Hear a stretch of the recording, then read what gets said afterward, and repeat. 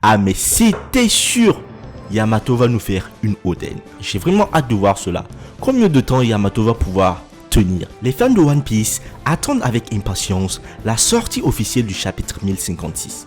Bien que le chapitre ne soit pas encore officiellement publié, certains spoilers ont fait surface en ligne. Voici tout ce que vous devez savoir sur le prochain chapitre. Salut les pirates, paix et fortune sur vous. On se retrouve aujourd'hui parce que les spoilers complets du chapitre 1056 viennent de sortir. Donc on se retrouve pour en décortiquer. Alors, précédemment dans le chapitre 1055, il y avait quelques intrigues. Qu'est-ce que Aramaki est devenu? On a vu le haki de Shanks foudroyer un amiral. Alors, quelles sont les raisons qui ont poussé Shanks à venir sur Wano Kuni? On ne le sait pas d'abord. Est-ce que le gouvernement mondial et la marine vont apprendre la défaite de Aramaki? Et si c'est le cas, quelle sera leur réaction?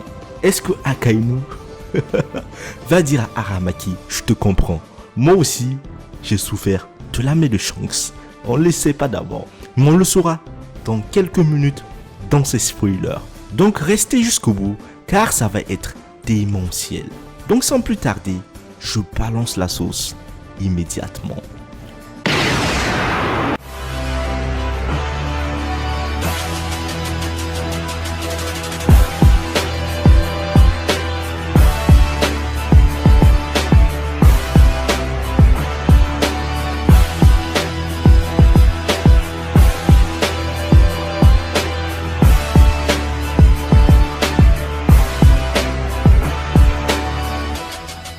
Le chapitre 1056 de One Piece est intitulé Crosswild.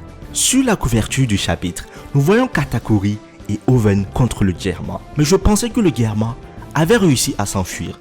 Mais là clairement ils sont face à deux des commandants les plus puissants de l'armée de Big Mom. Pendant que Big Mom est dans la lave. Alors les amis, sincèrement je pense pas que le Germa puisse s'enfuir. Donc peut-être qu'il y aura une intervention extérieure. Peut-être Judge qui va venir aider ses enfants. Parce que jusqu'à présent, on ne sait pas ce qu'il est devenu. Ou bien il est tombé lors du combat face à Big Mom. Je ne le sais pas. Mais j'espère que les frères et sœurs de Sanji vont réussir à s'enfuir. Donc dites-moi ce que vous pensez par rapport à cette couverture. Pensez-vous qu'ils vont réussir à s'enfuir? Moi je l'espère. Et vous? Les informations sur l'organisation de Buggy apparaissent dans le journal où l'on peut voir une affiche avec Buggy, Crocodile, Mihawk et le logo de l'organisation. Il y a des primes sur la tête de tous les membres de l'organisation. Mais malheureusement, on n'aura pas ces primes dans ce chapitre. Buggy est la preuve de ce qui est nécessaire pour être un Yonko. Buggy n'a pas besoin d'être fort. Nous voyons souvent des gens qui essaient de justifier le fait que Buggy soit devenu un Yonko en disant qu'il a caché son pouvoir pendant tout ce temps ou qu'il a dû s'éveiller pendant le saut dans le temps et qu'il a maintenant une capacité brisée. Certes les amis, j'ai eu à théoriser sur ça précédemment, mais après maintes réflexions, je me suis dit que c'est pas possible. Il y a autre chose. Ces deux théories sont inutiles et n'ont pas vraiment de sens. D'un point de vue narratif, je pense qu'il n'y a pas de critères stricts pour être nommé Yonko. Mais je pense que la puissance d'un capitaine n'est que le troisième facteur le plus important. Tout d'abord, les Yonko sont des empereurs de la mer. On peut au moins supposer qu'ils sont capables d'étendre leur influence sur une zone particulière. Big Mom régnait sur l'île de Whole Cake Island et les îles environnantes, y compris l'île des hommes poissons. Kaido a évidemment régné sur Wano Kuni sur une main de fer, mais nous savons que son influence s'étendait jusqu'à Dressrosa et même Punk Hazard, en passant par Doflamingo et d'autres personnes.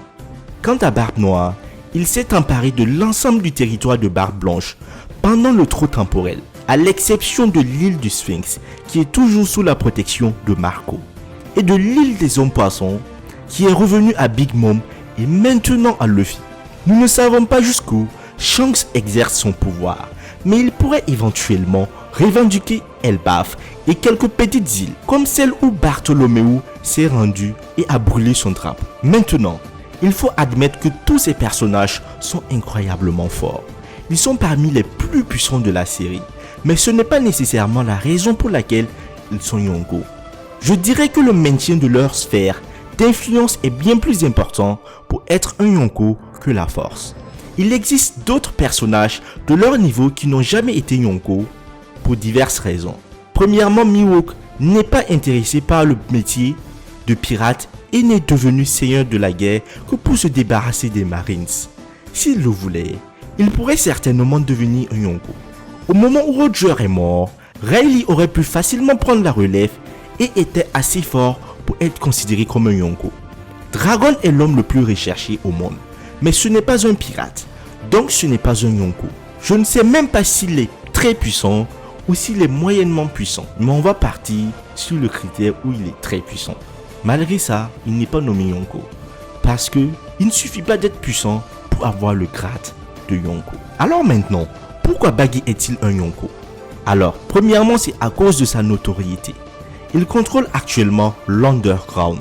C'est un ex-chef de la guerre et le capitaine d'un grand équipage. C'est un ancien apprenti du roi des pirates lui-même et est un camarade de Shanks, qui est maintenant le Yonko le plus ancien. Il a échappé à Impel Down en compagnie d'un autre nouveau Yonko, Luffy, et d'un autre ancien Shichibukai, Crocodile. Ses exploits sont à la hauteur des pirates les plus puissants du monde. La montée en puissance de Baggy a toujours été une question de perception. Il n'a pas besoin d'être fort, car les gens pensent tout simplement qu'il est fort. Qui ne le penserait pas? Regardez ce qu'il a accompli. Il doit être fort, n'est-ce pas les amis? Après notre très cher Baggy, on voit notre très cher Caribou qui entend une conversation de l'équipage du chapeau de paille à propos de Pluton. Et qu'est-ce que dit Caribou? D'abord Poséidon et maintenant Pluton. Je dois le dire à cette personne tout de suite. Je ne sais pas de quelle personne il s'agit. Il est très fort à parier qu'il s'agit de Barbe Noire. Alors, là présentement, je ne pense pas que ce soit possible. Parce qu'il y a Shanks dans les environs. Et Luffy a le niveau Nika. Je pense qu'il va vouloir attaquer Luffy après. Mais il ne va pas réussir. Donc Luffy, on a hâte de voir Pluton. De voir à quoi ça ressemble. Et de voir sa puissance. On sait très bien que Barbe Noire va vouloir s'en accaparer. Et c'est très intéressant pour la suite, car un combat se pointe à l'horizon. Nekomamushi et Inuarashi restent à Wano, et ils choisissent Carrot comme successeur pour diriger les Minsk. Alors là présentement, Carrot n'est pas assez puissante comme ses deux anciens dirigeants, mais je pense qu'elle a une marge de manœuvre. Donc avec le temps, elle pourra s'affirmer et devenir beaucoup plus puissante, et même les dépasser. Donc finalement, Carrot ne sera pas un Mugiwara. Il ne reste plus que Yamato. Qu'est-ce qui va se passer par rapport à Yamato? Luffy, Kid et Law sont partis sur des routes différentes. Comme cela a été expliqué dans l'île des hommes poissons. Kid quitte Wano, mais ce n'est pas pour aller chercher Shanks. Kid va chercher un homme avec une marque brûlée qui semble détenir un indice sur le One Piece. Momonosuke et Kinemon se lèvent et réalisent que Luffy et son équipage sont sur le point de quitter Wano Kuni. L'équipage du chapeau de paille dit au revoir à tout le monde, sauf à Momonosuke et Kinemon. Alors, pensez-vous que ces trois vont se retrouver? C'est la raison pour laquelle ils ne se sont pas dit au revoir. Moi, personnellement, je pense que c'est le cas parce que Momonosuke est très important dans la quête de Luffy. Donc, ça sera très crucial pour que ces trois se retrouvent. Momonosuke, Luffy et Kinemon. Donc, je pense que c'est la raison principale pour laquelle il est parti en disant au revoir à tout le monde. Parce qu'il est très fort à parier qu'ils ne se reverront plus. Et c'est très fort probable qu'ils ne reviennent même plus à Wano. Donc, s'il est en train de partir, j'espère qu'ils vont faire sortir Pluton. Parce que s'il repart comme ça, c'est sûr que Barbe Noire va venir. C'est sûr que Barbe Noire va venir sur Wano Kuni si Luffy ne part pas avec Pluton. Et là, il va faire un carnage. Ça, c'est moi qui vous le dis. Parce que Caribou est au courant. Et j'ai pas l'impression que les mecs ils veulent repartir avec Pluton. Et là c'est très grave. C'est vraiment très grave. Shinobu est à nouveau belle grâce à l'attaque d'Aramaki. Shinobu devient le mentor de Tama. Et Luffy promet à Tama qu'elle pourra devenir sa Nakama lorsqu'elle saura utiliser le ninjutsu. Alors voici Tama qui sera peut-être une Mugiwara dans le futur. Et je pense que ça sera le cas. Elle a du potentiel. Elle pourra maîtriser le ninjutsu et peut-être dans quelques années, elle va intégrer la flotte et même l'équipage de Luffy. Donc j'ai hâte de voir ça parce que son pouvoir est très puissant. Dans la dernière page, nous voyons Yamato debout sur le toit du château. Yamato est sur le point de courir vers l'endroit où Luffy et son équipage sont. Ah mais c'était sûr, Yamato va nous faire une audaine. Souvenez-vous quand Barbe Blanche était sur le point de partir, qu'est-ce qui s'est passé? Oden a couru, s'est accroché sur le navire, le Moby Dick, et a tenu pendant 3 jours, si je ne me trompe pas, dans l'eau. Alors c'est au bout de cela que Barbe Blanche a voulu intégrer Oden dans son équipage. Je me dis que Yamato va nous faire une Oden, ça se sent, c'est très fort probable. Et j'ai hâte de voir cela, j'ai vraiment hâte de voir cela. Combien de temps Yamato va pouvoir tenir? Donc dites-moi cela en commentaire. Quels sont vos avis par rapport à cela? Pensez-vous que ça sera le cas? Ou est-ce que Yamato va rester sur Wano Kuni et ne sera pas membre des Mugiwara? Donc j'ai très envie de voir tout cela. Alors les amis, c'était la dernière page. Que pensez-vous de ces spoilers? Mettez un gros pouce bleu et abonnez-vous si vous avez aimé ma vidéo. Et n'oubliez pas que le vendredi, on aura les résumés complets. On aura beaucoup plus d'informations que par rapport à ce qu'on a là présentement.